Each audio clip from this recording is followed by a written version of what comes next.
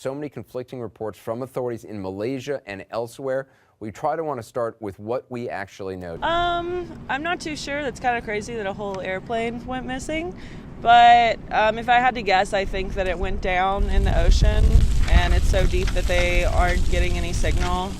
It's hard to say though. I don't really have an educated enough opinion, but I would say that there was some kind of a navigational error, maybe a computer system error, that caused, I don't know, some sort of malfunction, but I just couldn't even fathom a guess.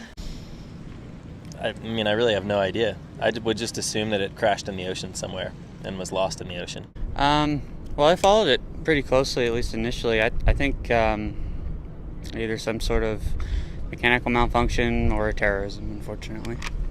We're back to looking at catastrophic failure. The one problem with that, Anderson, how does a plane that has a catastrophic failure go on to fly 7 more hours? There may be some military secret, but I don't care.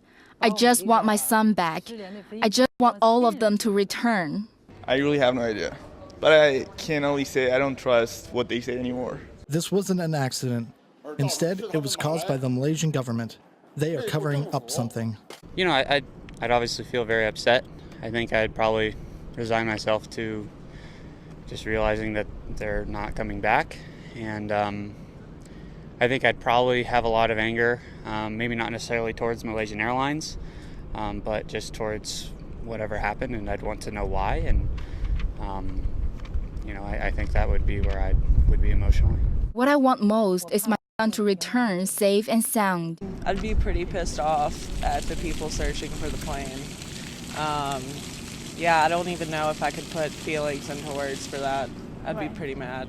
I mean, I would just feel devastated. I can't even imagine how I would feel to lose a loved one, but especially on such uncertain terms.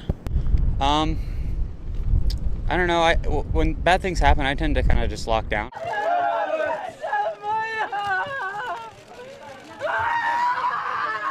My mother. This happened on the 8th. She died on the 9th. Tell us, how do I live? I would probably want to know what happened to them. I would want to know where they ended up. Whether they were, you know, I know people are still wondering whether people might be alive or dead, whether it was hijacked and brought somewhere. You know, I would probably have questions like that, but maybe from a perspective of someone who doesn't have a loved one on it, I'm like, it probably crashed in the ocean and it's probably gone. Okay. So I don't have any hope really for them because it's not directly connected to me, maybe. Just not knowing. I think that's probably the hardest part, is that you don't have a sense of conclusion or... Terrible, obviously, because you have no information. You don't even know what happened, yeah. So. When I heard they found possible debris, my heart was broken.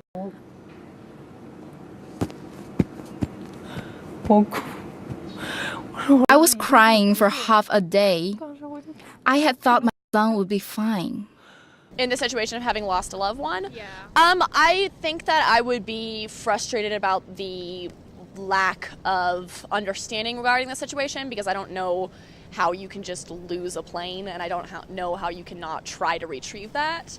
I would be very frustrated. You know, write letters, try to contact people who I thought might have some authority or power or, you know, financial assistance to help with that. You know, I've also heard it's the most expensive search effort ever in the history. So I guess I have read a little bit. Ignoring our questions. Well, I mean, there's much I can do about that except just trying to get information, forcing them to do something about it. That's all I can do, obviously. I would definitely protest a lot and not be quiet. I would definitely put my opinion out there and let it be known. We need the truth, she says, and want the international media to help get information from the Malaysian government. Son, Mom is waiting for you. You must definitely come back safe and sound.